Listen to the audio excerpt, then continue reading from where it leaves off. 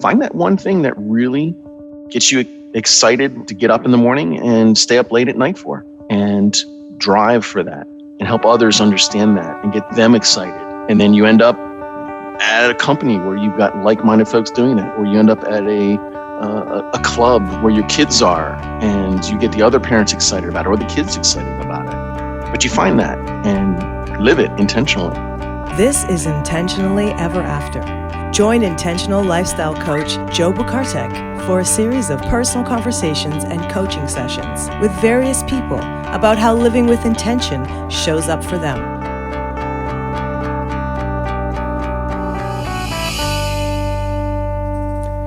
Greetings, everyone. Welcome to another episode of Intentionally Ever After. Today, I'm very excited to chat with my longtime friend, Mr. Chris Stewart. Chris, welcome. Thank you, Joe. Appreciate that. Good morning, everyone. Good morning. Or afternoon, or whenever. Or afternoon, wherever you are. Yeah. That's right. Chris, will you kindly introduce yourself to folks? Sure. Hi, I'm Chris Stewart, and I am the director of DoD and Commercial at a small contractor called Steampunk. And what does that mean?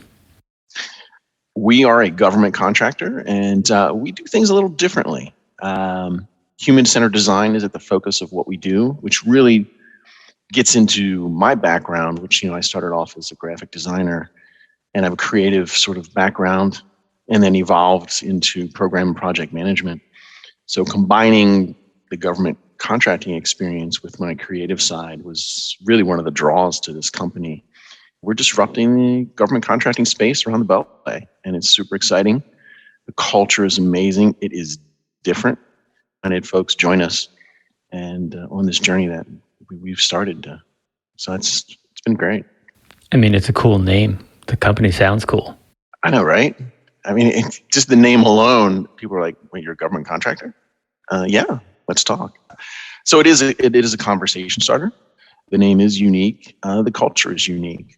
And that's what all of us love about it. We're up to like 400 employees. The company's about 2 years old, and it's been a phenomenal ride. Awesome. Hey, Chris, what does it mean to live intentionally? For me, living intentionally is finding that one thing that sort of propels you forward. And for me, I think I've found sort of my stride with mentoring and coaching. In my personal life, I'm a track and field coach. I did 9 years of coaching with my son with soccer, and being able to help others find their maximum potential is really what I'm living for, whether it's my daughter with track or my son with soccer or my employees that I work with. It's helping folks find their maximum potential. And that's given me purpose and sort of drives me in a direction that gives me satisfaction. Is helping others reach their potential. So finding that thing, which I think I've found for me, gives me that each day getting up and going, what can I do to help someone else get to their potential, whether it's professionally or personally through coaching. Is this something you think about? You recalibrate back to it on a daily basis, or have you just kind of created a system now? Now you're a coach, and so you've already put that in subconsciously into your day-to-day? I think subconsciously, learning communication, right, is the greatest challenge, I think, when you're working with people. And you send a message, they receive a message, and sometimes there's a disconnect, sometimes there isn't. And I think coaching has really helped, coaching young kids, as well as mentoring more experienced professionals. I think you find that mechanism, that path, because every personality is different, every person is different, and then getting to find when you send a message how it's going to be received, and then so you want to try to tailor it so someone's personality type receives it as best they can, and their age, their maturity, all of that stuff sort of plays into it. And so I don't know if I overtly think about it every day, but I guess I do subconsciously. That's sort of the process that I'm going through, is how can I communicate in the best way to help this person get to where they need to get to without giving them the space to do it, and not prescribing specifically what to do, but helping them find their way to it. And there's more buy-in, there's more acceptance of it. Instead of me just saying, do, make some suggestions and some recommendations for them to get there. And then when they figure it out themselves, they have that light bulb moment. They've learned, and then yet they feel as though they've figured it out themselves. Do you find there are moments when a prescription is what is called for?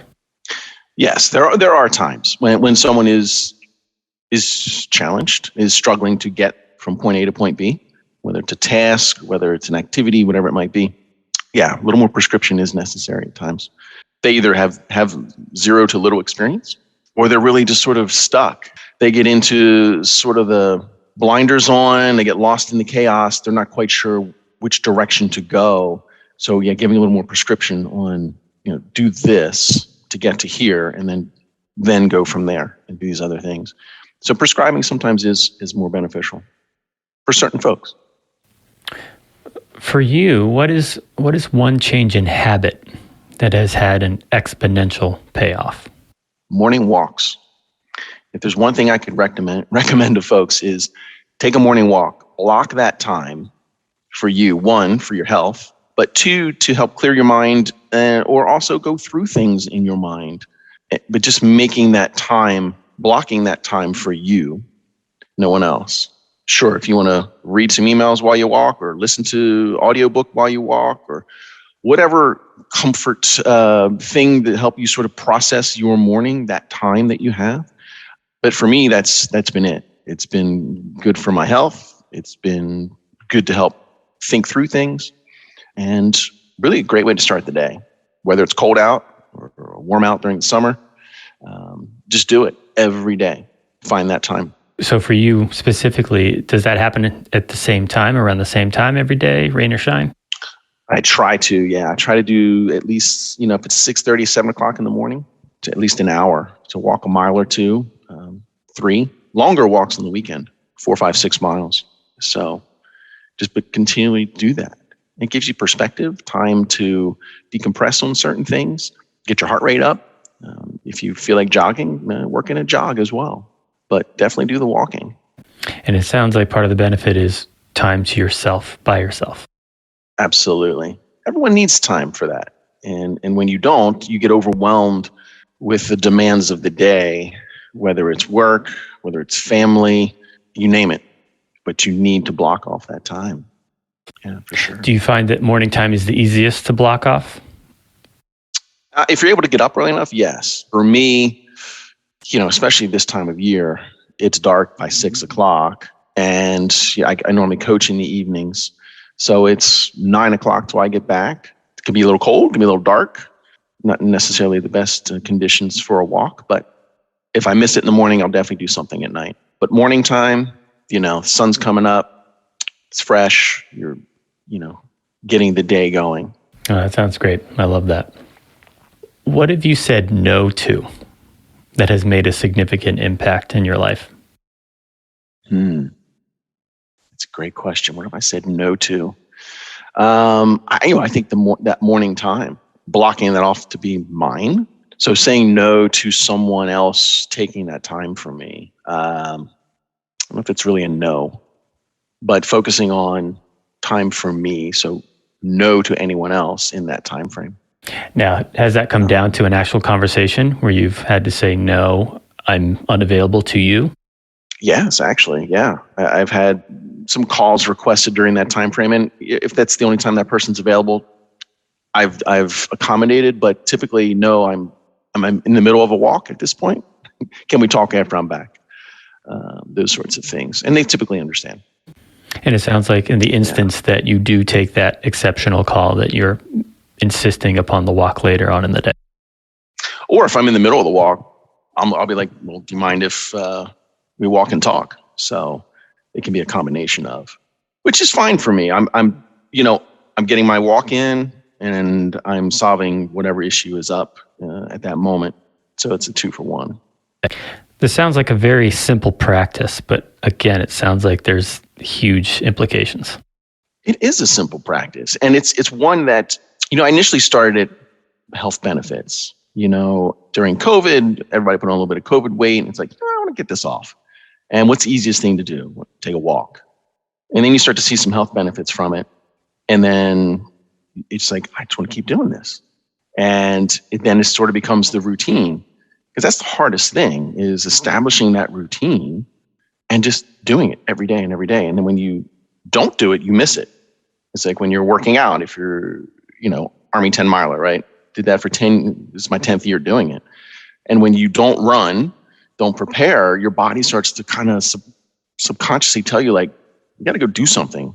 You sort of feel that you're missing that run, you're missing that workout, whatever it might be.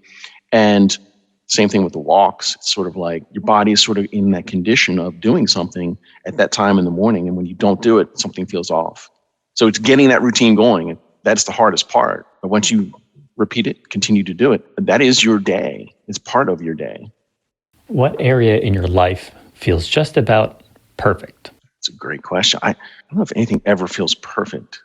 How about just about perfect? Just about. My health feels really good. My doctor's very pleased with me about my health, my blood work, and I feel great. I mean, I turned 51 this year. I don't feel 51. I feel, my 30s, I feel better than I did in my 40s for sure. So definitely, I think from a health perspective, I feel fantastic, and my doctor has the numbers to back it up. So I feel good about that. Work is, as with any job, is challenging, but it feels good to be part of an organization that truly cares and is growing. It is different. Cultures, I can't say enough about the culture, how truly is different than other government contractors. And that really makes a difference when you go to work every day. All right. Only because you've brought it up a couple of times now. Talk to me about this culture, right? Because a lot of companies love to claim culture, right? We value work-life balance, but what is it actually? You brought it up a couple of times now, so now I'm going to ask you to be a little more specific about what this culture is. Yeah. So the leadership at the company, from day one since I've been there, they are all about, doesn't matter what level of the organization, they are all in helping everyone across the board if they need to do something. They're willing to jump in and help. And it's not like, I'm an EVP at this company, I'm not going to do this, that, or the other. There's no attitudes or there's, typical big company sort of mentalities. We're building a business together. It's very entrepreneurial at all levels of the organization. And, we've got some of the best swag in the industry. We love it. Everything we've got, all the steampunk stuff, the name, it's just how they communicate to one another, we have an amazing design studio in Tyson's Corner. We've got our own steampunk beer on tap because one of the folks at the company has, I think, in a place near Richmond that brews beer. So it's on tap in there. And we have a great patio. So it's just a very it reminds me of the .com era days. I'm dating myself, but I mean, folks that were around back then remember how awesome those cultures were. And we sort of have that vibe. It's just a really cool vibe. It really is. Our holiday party's at the Anthem this year. It's going to be a blast. And it's hard to really kind of put one thing on what makes our culture so amazing, because there's so much, and the people that reinforce that culture.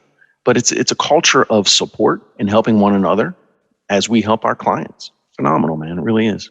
Yeah, that does sound good. All right, I'm going to ask you to get even more granular, maybe, if you can have an example of how you expect to interact with that culture or experience that culture today, whether you're actively contributing to that or on the receiving end of it.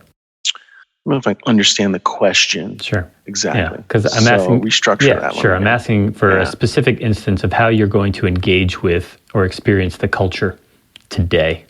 I think this week we're going to be in the office, and we're going to be having some team meetings and getting together since the mask mandate has been lifted. I think in Fairfax County this week, we'll be back in the office. We're not at this point, requesting everyone to come back in the office, but we're starting to get back into that routine, have some team meetings in the office and start interacting with one another again, because we're all used to seeing each other on the screens. And I think having that interactive collaboration in our design space is one of the things that it's different than just sort of like a cube space. You can sort of come in, we've got walls you can write on, and it's a very agile sort of environment with how we do our software development. So I think that just being in this space this week is going to allow us to sort of re-engage with one another and sort of feel the culture again, face to face. Yeah. Have you had any folks start with the company during this virtual time, meaning they have yet to meet in person?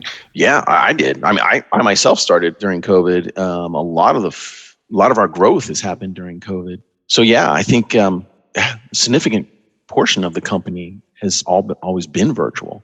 So actually having that personal one-on-one interaction in the office, a bunch of us have been doing it, going into the office and seeing one another, but getting more and more folks, it's going to be the first time for them. Some folks have never met in person. And clearly we've got folks that are around the country and that aren't physically able to travel here. But those in the local DC metro, some of them have not met physically in person. And that's a cool experience too, meeting for the first time, because you're like, oh, you're taller than I expected, that sort of thing. So it's fun. It's an interesting experience as well. And then it just allows you to have those more intimate connections with folks instead of just through the screen. Right, yeah. And you are taller than I expected, by the way. Who is someone you admire, and what do you admire about them? My father, actually. He was a hardworking individual, and I didn't see him all that much. I did track and field in high school, and I believe he made it to one track meet. And he set the work ethic for me, work hard, help support the organization that you're in, all that good stuff. But he sacrificed family. And it wasn't until later in life that he recognized that. And so I think I've tried to obviously be heavily involved with my kids, with coaching, with my son, and track with my daughter. So I think he has motivated me, he's inspired me, and he's given me sort of the cautionary, there's more to life than just work. And I've tried to incorporate that into what I do these days. Because it's so easy, especially around the DC Beltway, to get so wrapped up in work. And your priority is build a business at the sacrifice of your personal happiness, sacrifice of your family. And at the end of the day, those are probably more important than the business side of things. I'm not saying business isn't important, but family is what you have at the end. And you can't forget that. Well, I would suggest that some people do forget that. It is possible to forget that, but it's nice not to forget, right? That's right. It's easy to forget, especially around the rat race, right? It's such a fast pace around DC. It is very easy to forget what truly is important.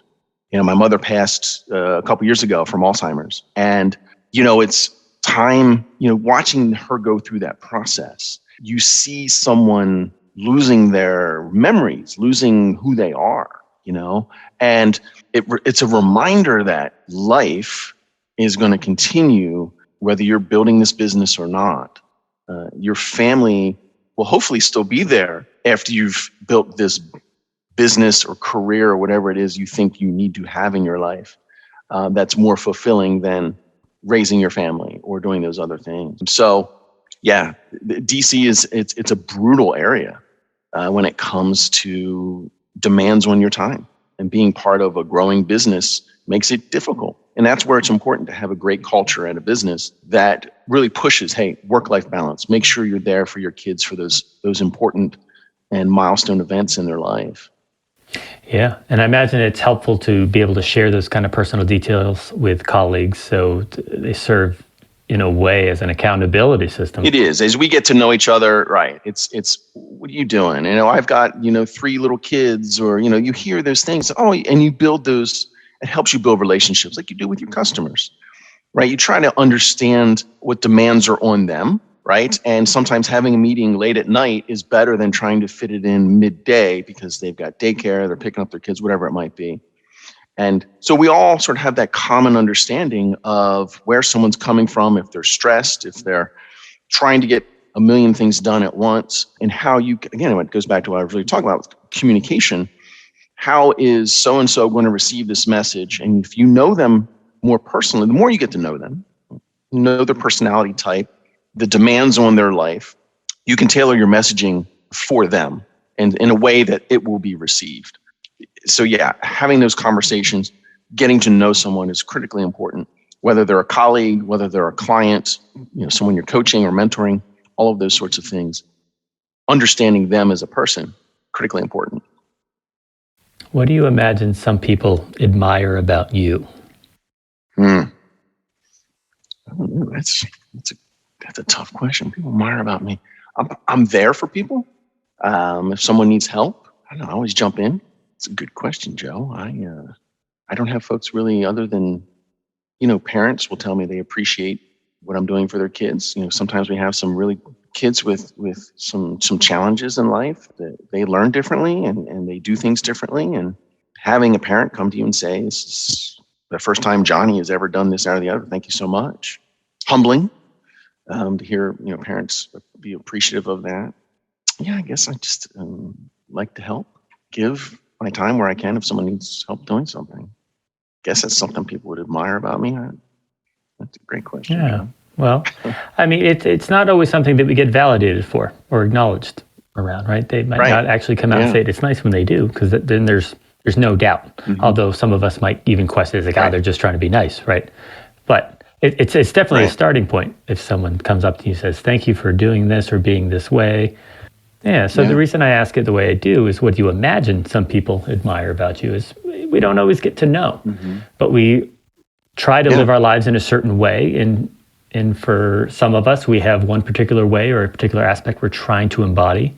And so if I bring it up that way, is there anything more that you're trying to live, a way you're trying to live that you hope people notice? I think for me, it goes back to we touched on earlier. I think it's help. I enjoy helping others get to a new place, finding a better place for themselves, or achieving a new level of performance professionally or as an athlete. And I hope folks would admire me for maybe pushing them in a direction that would help them get to there. Because I'm all about when I'm coaching the high school kids, I like to do the workouts with them. And I think sometimes that's frustrating for them because I'm still keeping up with them and they don't like that, or I want to go further and they don't. But it also pushes me. You know what I mean? I don't want to stop doing the workout because I'm tired. I'm the coach. I need to keep going. So hopefully they appreciate that I'm part of the process and not just go do this. This is your workout. Go do it. See me when you're done. I like to be part of that process and work out with the kids. Same with work. Someone needs help doing something. I'll jump in and start setting up a project file or PowerPoint slides or a Word document or help edit something. Hopefully people see and appreciate that. All right. Off script here. If you were to increase some intentionality in your life, maybe call it a growth area, what you will, what would that look like for you? Growth area. I want to get some more depth. I think we were talking about before we got on air with, I'm going for a USA Track and Field level 2, right? I'm getting more knowledge and depth of knowledge in coaching. So I think from a business perspective, I'm thinking about going back and getting a master's in something so I can get a deeper depth of knowledge in certain areas. So for me, I think that would be it. Instead of going broader with knowledge, go deeper with knowledge. Care to make that a very specific, bold goal that I can check in this time next year? Yeah, let's do that. Let's see if I can get some more certification for getting into a master's program. For sure. Absolutely. All right. You're on record. I love it. And I know you're going to hold me to it. Yeah, absolutely. That's what's scary. Absolutely. What else would you like to share with listeners, either in the form of advice or any other thoughts you have about living intentionally, this idea? I think living intentionally, make a difference. Find something where you can make a difference in someone's life, professionally or personally. It gives you a goal and direction, and it helps you gain experience and knowledge, perhaps in an area that you're not as comfortable in, or it is an area that you are very comfortable in and you want to mentor someone else. But I think intentionally go out and try to make a difference. The world is, to say the least, a little crazy these days, and we're very divided as a country. And I think reaching across the aisle, as they say, and helping bring people closer together again, it should be something we all intentionally strive to do. And finding that one thing that that you have a passion for, find others maybe that are interested in that passion and help them better understand it or grow into that space. So I think intentionally make a difference is really what I would recommend to others out there. Find that one thing that really gets you excited to get up in the morning and stay up late at night for, and drive for that and help others understand that and get them excited.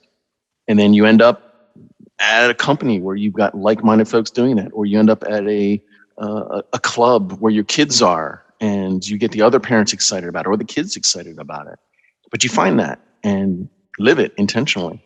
Love that answer. It sounds like you can attract it. It sounds like it becomes contagious as well. Yeah, hopefully, for sure. And it brings your broader community to the local community, and we all grow together. Beautiful. Well, I will let you off of that. That was a really good answer. So maybe we can ride off into the sunset on that one. Unless there's something else that has just sprung up for you that you would like to bestow. It's nice having conversations with folks that either don't understand what you do sometimes, and you sort of explain it in new ways, and that can either scare them or that can get them more interested. And it's like when we meet new athletes, they're not quite sure what they're good at, and helping them figure out, like, are you a runner? Are you a jumper? Or do you like to throw for track and field? And having them experience all that and figure it out. And it's really cool when you have a young athlete have that light bulb moment on running and getting the running technique, and it just sort of clicks for them, and they set a new PR, and they're just elated. They're just over the moon with excitement because all of the work and training clicks with them. And that's just an amazing moment. It happened with my daughter, and it was one of those things as a parent, you're full of pride and excitement. As a coach, you're super excited that your athletes figured it out. You try not to cry as a parent, but it happens because it's one of those moments you never forget. And those are the things I think that are important in life, the moments you never forget. And you want to take them with you, right? And you want to build that photo album of memories, so to speak, that we can all sort of flip back through over the years and remember them. And I think that's really important for living intentionally. So you have as many of those moments in that photo album of your life to look back on and just say, wow, I did this and impacted so many people of an organization or just a small community or just your family. And to see that your kids are happy, healthy, successful, well-adjusted into the community around them, it just fills a parent with pride, a coach with all kinds of just excitement for their athletes, or as a business leader that you've shaped an organization that I don't know if enough people think about. If you are a manager in an organization, how many families are you impacting by giving someone a job, right? You give someone a job and then they're able to help their family do whatever they need to do. And it's like you hire more people, right? So you've got an organization of 400 people. Exponentially, you're impacting a community. And so thinking about them living intentionally to make a difference, I think it all sort of comes together. That's all got, Joe. No, that's good. Yeah, I'm getting it all here. I'm getting top value for this conversation. Well, hey, I really want to appreciate you and thank you for carving that time today and giving some careful consideration to these questions. It's been really, really awesome. Appreciate it. I appreciate Joe. Thank you for the time. Thanks everybody for listening. And look forward to talking to you again, Joe. For sure. Thanks. This has been Intentionally Ever After, hosted by intentional lifestyle coach Joe Bukartek. If you would like to have your own intentional conversation with Joe on or off the air, visit intentionallyeverafter.com. Thanks for listening.